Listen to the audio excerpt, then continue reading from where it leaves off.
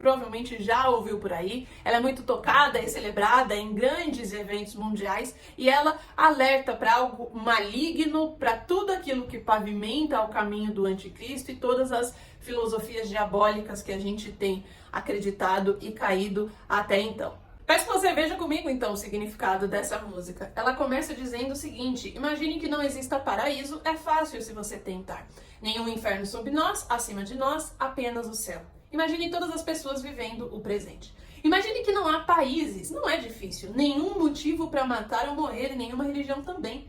Imagine todas as pessoas vivendo a vida em paz. Você pode dizer que eu sou um sonhador, mas eu não sou o único. E eu espero que algum dia você se junte a nós e o mundo será um só. Imagine que não existam posses e eu me pergunto se você consegue, sem necessidade de ganância ou fome, uma irmandade dos homens. Imagine todas as pessoas compartilhando o mundo inteiro. Olhando superficialmente parece um discurso, ursinhos canhosos, muito belo, muito bonito. Mas quando a gente se aprofunda no significado do que John Lennon está comunicando aqui, a gente vê claramente o plano maligno, o plano que Lúcifer sempre teve desde sua expulsão aos céus.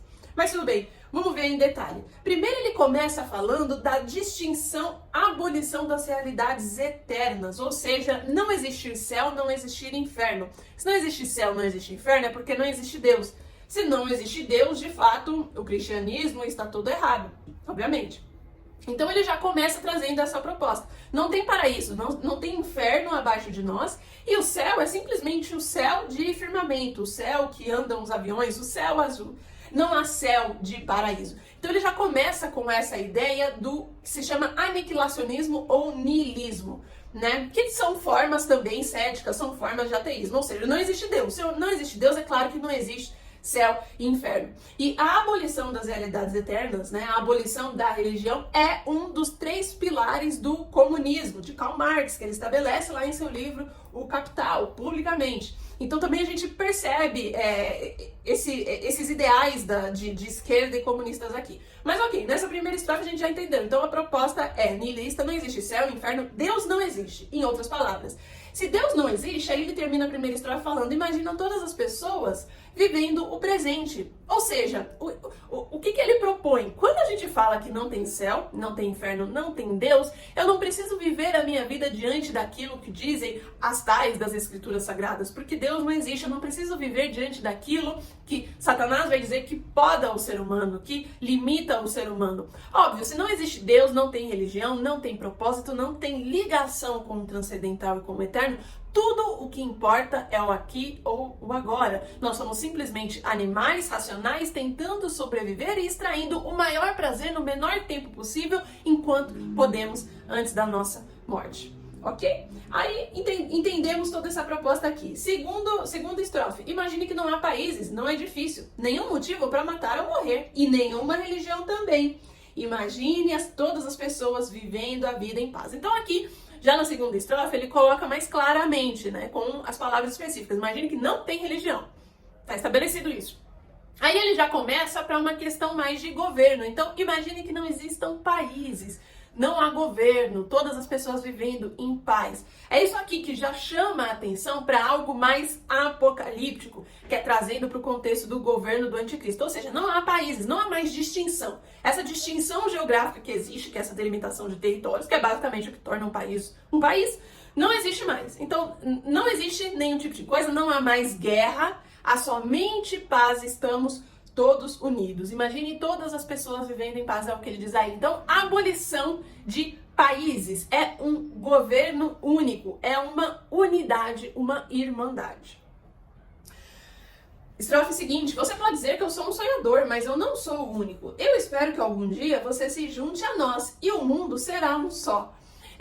E para mim aqui, eu conjecturo, essa é a própria voz de Lúcifer falando aqui, porque ele está dizendo: eu não sou o único, ou seja, há um plano em andamento para que essa realidade aconteça. Não existe céu, não existe inferno, vivemos o agora, não há mais países nem guerras, estamos diante de um governo único, vivendo em paz, tá? Aqui para mim é claramente a voz do diabo falando. E por último, para encerrar a música, imagine que não existam posses. E eu me pergunto se você consegue, sem necessidade de ganância ou fome, uma irmandade dos homens. Imagine todas as pessoas compartilhando o mundo inteiro. E a gente encerra com um plano comunista muito claro. Imagina que não existem posses. Os 3 pilares do comunismo: abolição de propriedade privada, porque segundo Karl Marx existe uma eterna luta de classes entre o burguês e o proletariado. A abolição das realidades eternas, que é a abolição da religião, e a abolição da família. Os 3 pilares do comunismo, tá lá,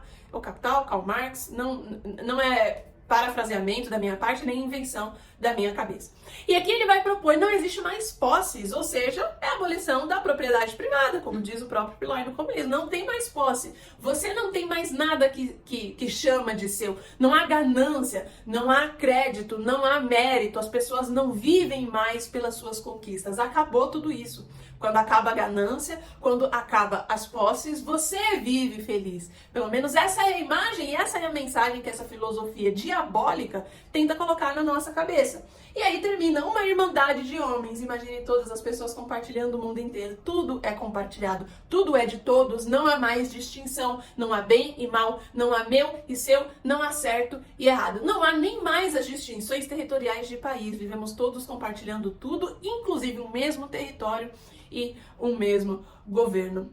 Esse é o plano que o diabo tem desde o dia que foi expulso. Esse é o plano da consumação final de tudo aquilo que efetivamente vai trazer o anticristo. Todas as coisas que as pessoas estão sendo compelidas a acreditar e a querer diante da filosofia de que isso as fará felizes. Somente fará com que elas percam a sua salvação e se afastem permanentemente de Deus. É isso que John Lennon traz. Veja que a filosofia do diabo não é diretamente trazer adoração a ele, senão a deidade própria do ser humano, o humanismo, o compartilhamento, a irmandade.